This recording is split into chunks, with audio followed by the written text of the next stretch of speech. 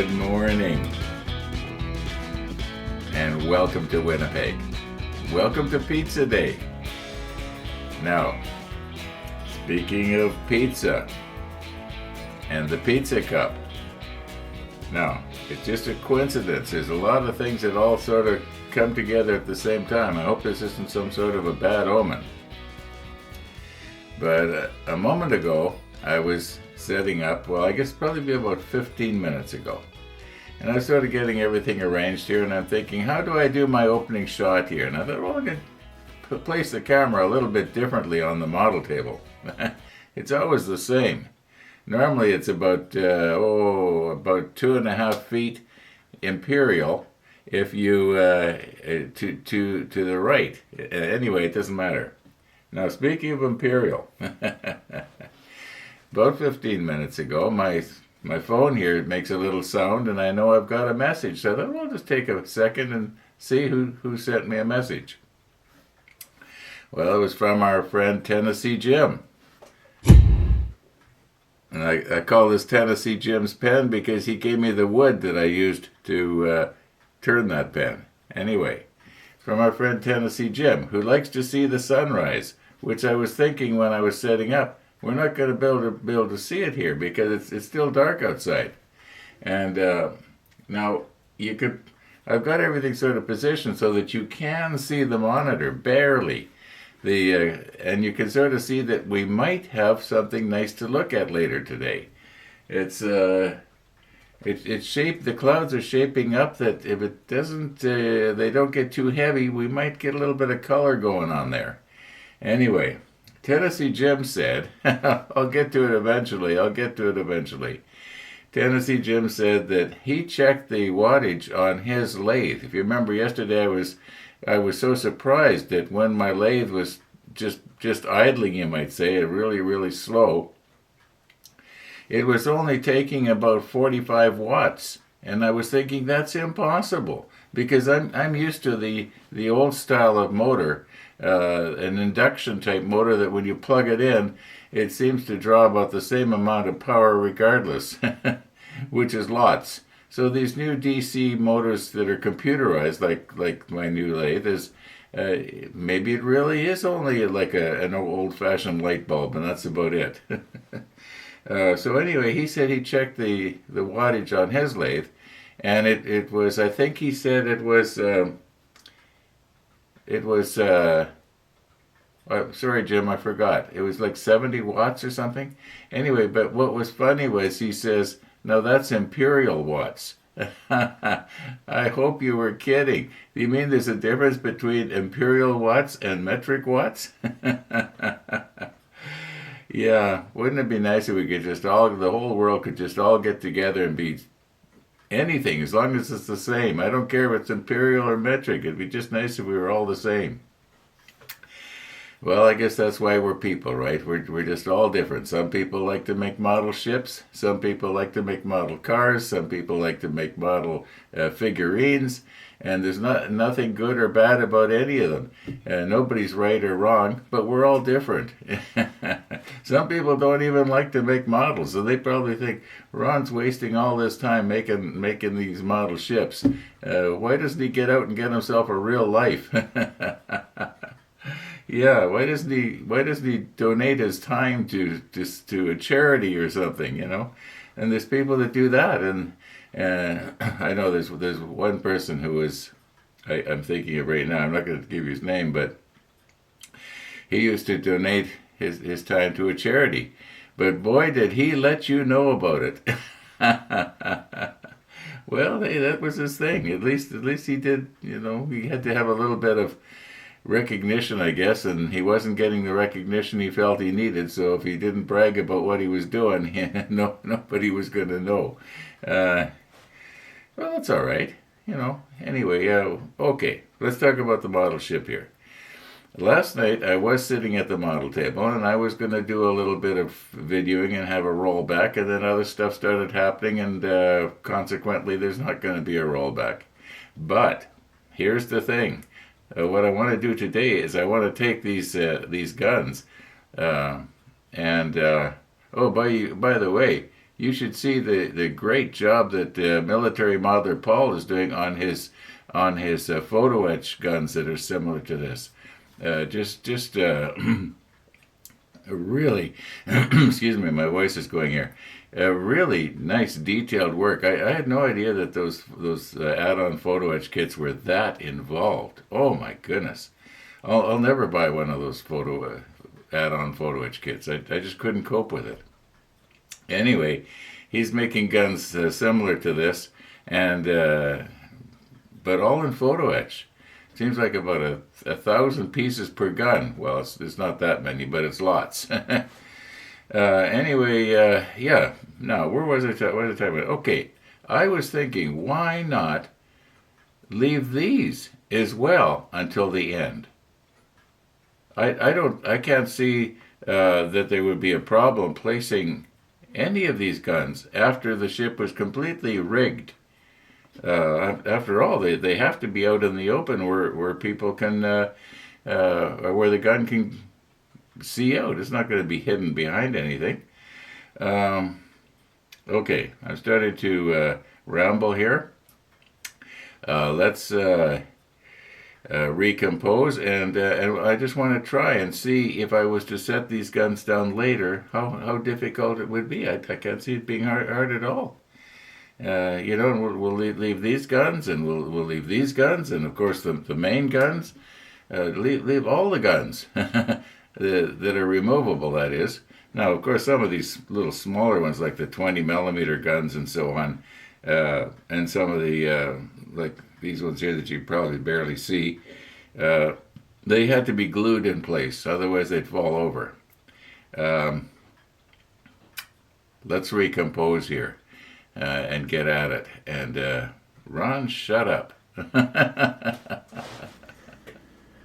Okay, yeah, the more I think about it, the more I'm realizing that we are probably better off putting these on afterwards.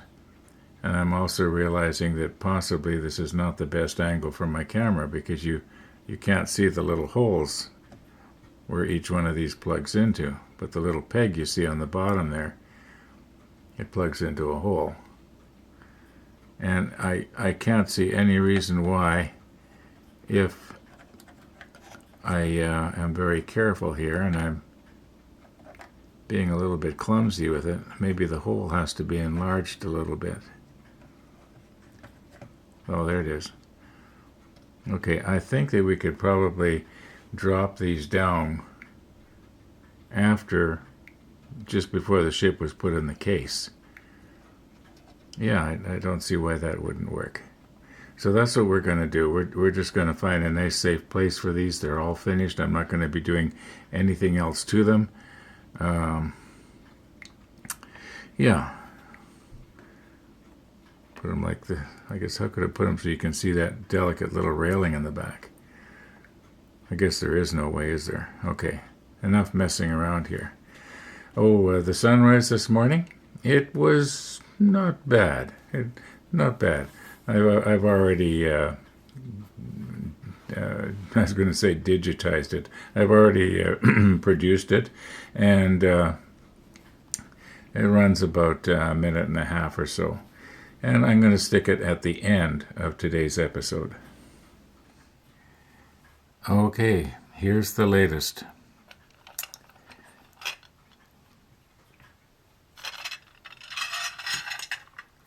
I think that I will paint this with a brush so that I can stick it down on the deck on this peg right here.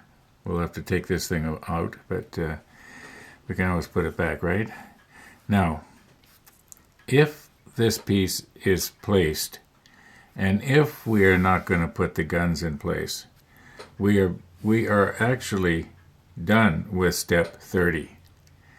And I know I think I've said this to death. We still got to paint all this stuff. Okay, I know that. But maybe there's going to be stuff that we're going to want to be painting, like the ladders in step 31, and my clip is covering the 32. Okay, and 32. Actually, 31 is just making the ladders. 32 is placing them. And yeah, make 6, make 8. So that's 14 ladders we got to make up. I'll probably do one on camera and the rest off camera. Just quickly get them done. Then there's these ladders here, these straight ones. It almost looks like we're supposed to bend the tops of those. That kind of makes sense. They don't go flat up against the side of. I wonder if we were supposed to be doing that with these ladders here. Was I maybe supposed to be bending the top and the bottom so that they kind of grab on the side of the. Well, it's too late now, isn't it? Okay. And at arm's length, you won't notice the difference anyway. You know what? I think maybe my big case over there, I think what I'm going to have to do is put sort of a railing around it, sort of like a, what do you call those things? Anyway, so that the public can't get close to it. And in that way, they're going to be at arm's length away, and it's always going to look good. I just thought of that now. Anyway, yeah, let's where did I do with it? Oh, let's paint this. And I think what I'll do is I'm going to have it slowly turn and drag the brush on it, and that way it'll make the brush marks look nice and even all the way around. At least that's the plan. Now, how many times have I not said I have already shaken this in the shaker? Okay, we're not quite ready for that yet. Now this is one of Gabe's swabs, and I just sort of narrowed it down a bit here.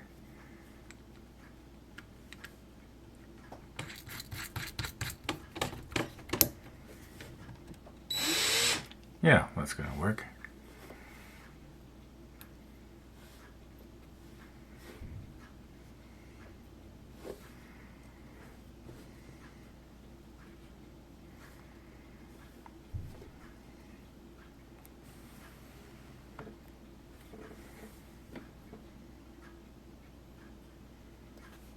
Now I gotta wedge this in carefully, because if I push too hard I might split the seam, right?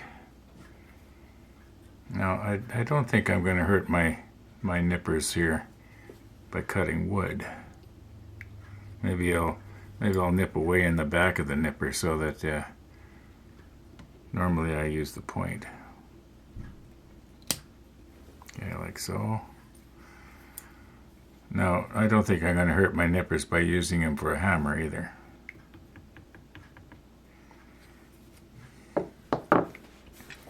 Now, I'm sure you picked up on why it is I wedged that in there, because if I don't, I think it probably will slip on my homemade mandrel here.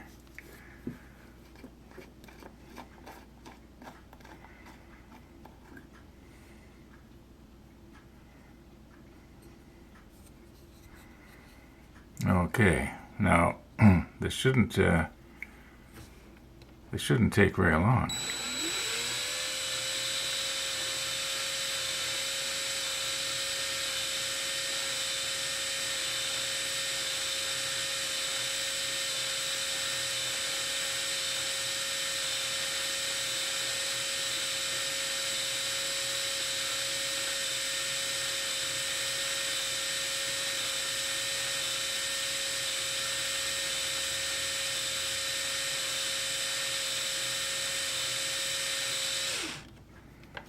Okay, we'll let that dry.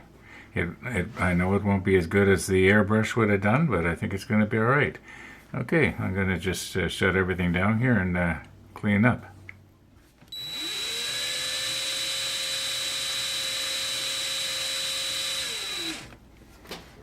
I was later noticing that there was a bit of a... So I go and touch it.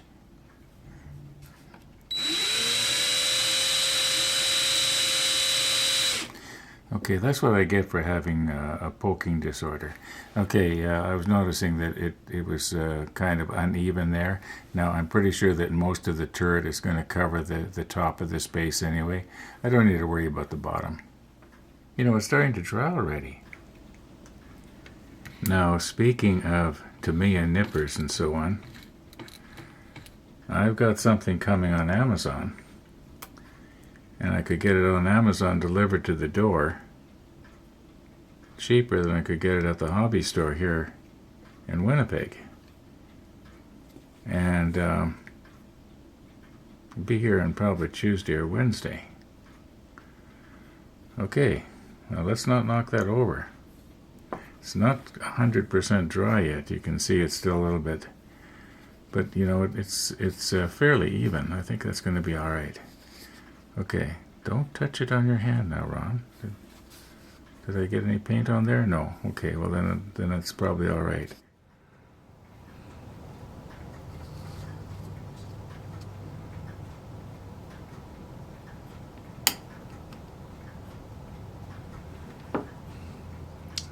Okay, I think the sides of this are okay now to handle.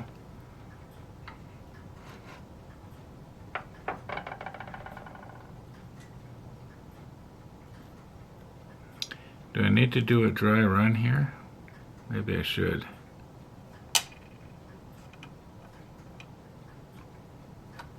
Oh yeah, that's going to be all right.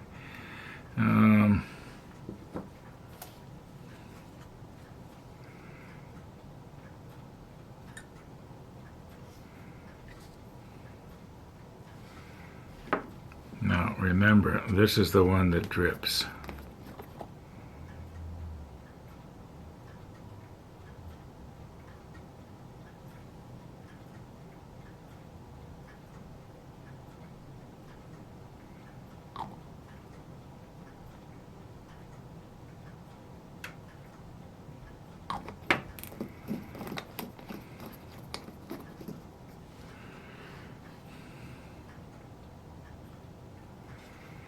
Now, I don't think it matters which way I put it around. We're not going to be able to see the seam anyway. Alright, I should not need to do anything. That should just meld into shape there.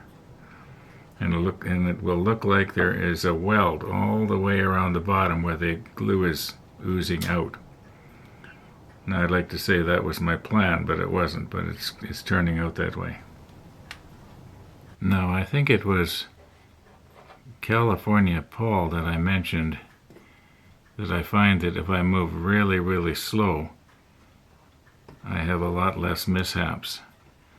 In other words, I don't want to reach into something quickly because sometimes I think my hand is opening to grab onto something when actually it isn't. So I want to, in other words, to overcome my increasingly worsening clumsiness as I get older, you might say, and I know I'm talking a lot about that lately, that sort of thing. But I find that if I move slowly, I have a lot better chance of not accidentally catching my hand on something. Okay, let's move on. You know what? I want to go out in the backyard and I want to show you something. This will only take a minute. Bear with me. Now, I didn't realize this until just now when I came out here, but it looks like the voles have really done a number on our backyard here again. Anyway, what I wanted to show you was this is the last of our winter snow. This snow, it probably was, maybe as much as 5 months old. Now, Tennessee Jim, that would be metric months. Okay, yeah, this is the end of it. The front yard, there's nothing in the front yard. Yeah, this probably goes back to the, I'm guessing the beginning of November. Anyway, nice to see it going. Now, when I'm sitting here looking out the front window, it looks like it's warm. You can see kids out there playing and sun is shining and you think it's warm, but boy, when I went out back there a few minutes ago, it's not warm. Glad I put my jacket on. I was debating maybe I would or I wouldn't. Okay, enough about the weather, enough about the snow. 29 is as done as we can get, and 30 is as done as we can get. We put this down, remember? The rest of 30 is just place the guns, and we're not going to do that. Probably for, I'm guessing, the rate things are going, maybe not until fall. Anyway, steps 31 and 32, they sort of go together. So let's find our D10s and our E8s. Make 8 and make 6. Okay. Okay, I realize it's kind of hard to see here, but the D10s and the E8s, like these are the 10s and these are the 8s, and I cannot tell them apart. There must, maybe if I tried to lay this one on top of the other, I might be able to see a slight, subtle difference. Obviously there's a difference because Trumpeter's got the 2 frets going on here. Anyway, what I'm going to do is I'm going to keep them separate, hence the 2 different tuna fish tins. Hey, why is there a knife and fork on my table? Oh yeah, I almost forgot.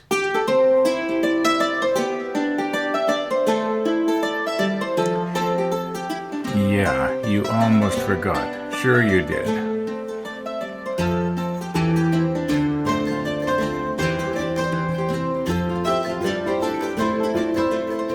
Now, don't cut yourself, Ron. This thing's very sharp. By the way, this is the last of this pizza.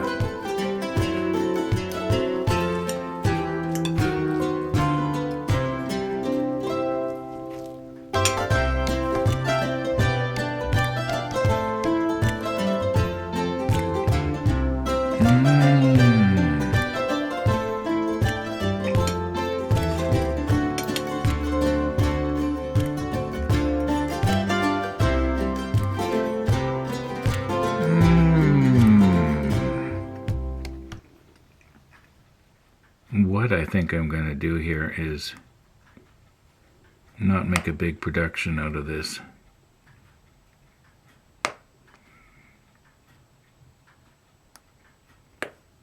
We'll just sort of hurry up and try and get these nipped off.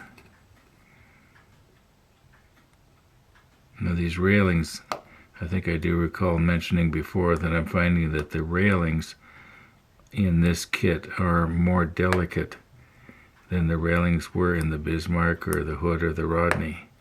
Now maybe it's just my imagination.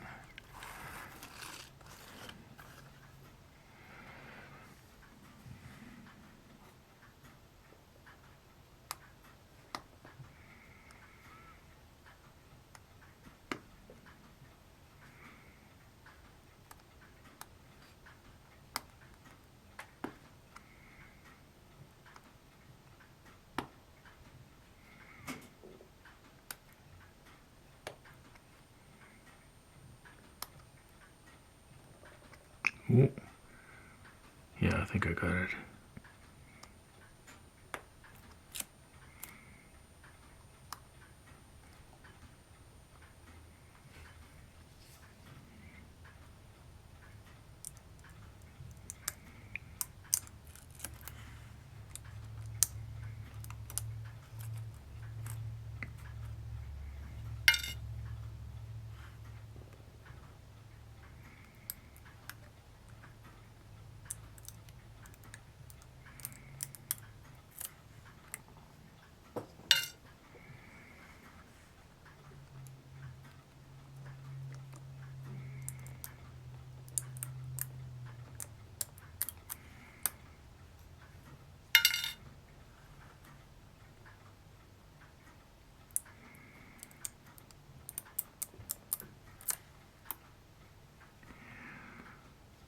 Okay, so I'm just going to do the rest off camera now, and we won't be doing the macro lens thing.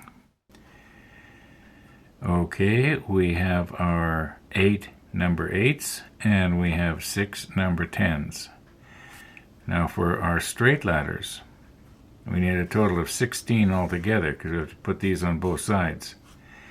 And I was going to get out extra tuna fish tins, but I'm noticing that I think we can keep them straight because there's, you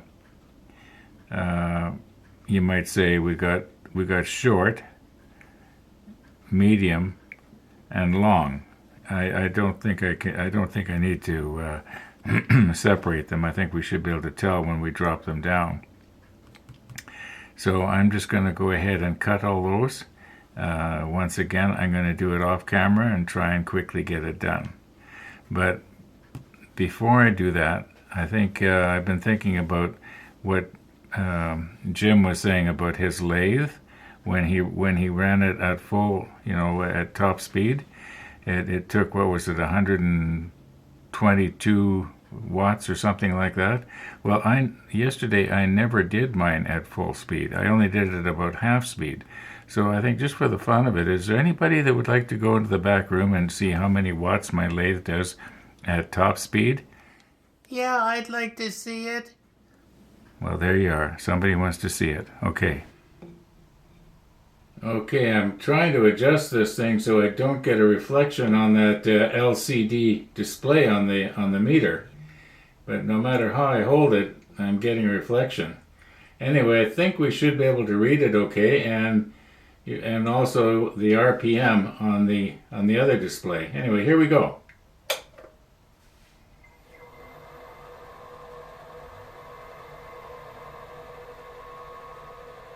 Now it seems that it takes a while for the computer in the meter to settle down. All right, so we're at the minimum speed right now, at least with the belt set in that position. But it's not really so much spindle speed as maximum motor RPM that we're concerned about here. So what I'm going to do now is I'm just going to increase the RPM right up to maximum.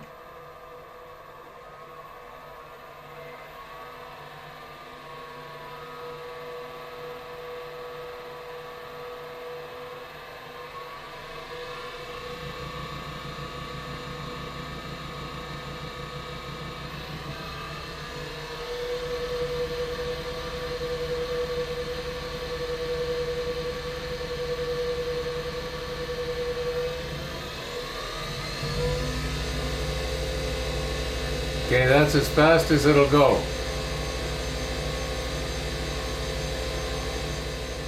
Well, Jim, it looks like your lathe is a little bit more fuel efficient than mine is. In other words, you'll get more pens turned per kilowatt than I will. Well, we've had a pretty good day, I think. At least we didn't break anything and go backwards, you might say. We've gone forwards. Not the big leap forwards that we've sometimes taken, but yeah, we went forwards.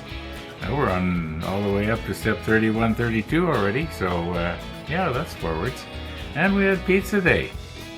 So yeah, we have a lot to be thankful for. Yeah, at least I do. Thanks for watching, everybody. And all being well, we're gonna see you tomorrow.